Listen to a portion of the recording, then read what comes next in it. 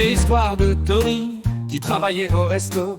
Son chef était un tyran, aussi méchant que pas beau.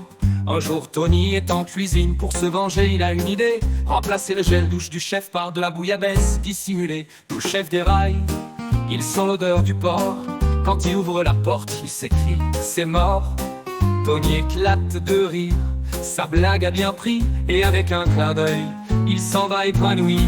Tony le sudiste, avec son lilas éclatant et tatouage rigolo, un style fascinant. Il sent l'huile d'olive, son parfum enivrant. Dans le cœur de Nantes il brille, il est charmant. Il ouvre son café en un tour de bras, sponsorisé par Volcom, les murs peints en lilas.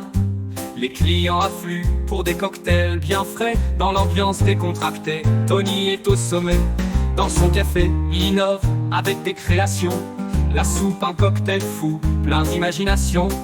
À base de poils de chien et un peu de pipi, les clients rient et goûtent, et la fête s'amplifie.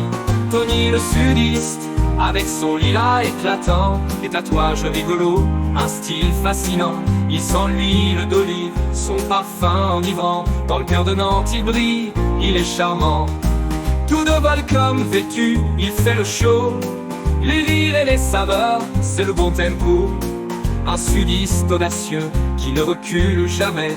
Tony a pris son envol, il n'a plus de regrets. Puis vient un jour où il devient si connu qu'il ne peut plus marcher tranquillement dans la rue.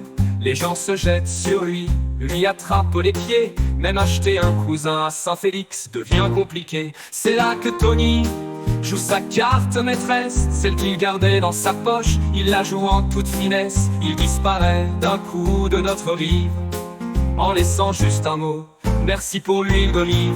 Tony le sudiste, avec son lilas éclatant, et tatouages rigolos, un style fascinant. Il sent l'huile d'olive, son parfum enivrant. Dans le cœur de Nantes il brille, il est charmant. On dit que quelque part loin de chez nous, un nouveau café a ouvert, au cocktail aux mille goûts. Que le proprio serait gentil, avec un nom italien, et qu'il roulerait avec le vieux vélo du Berlin.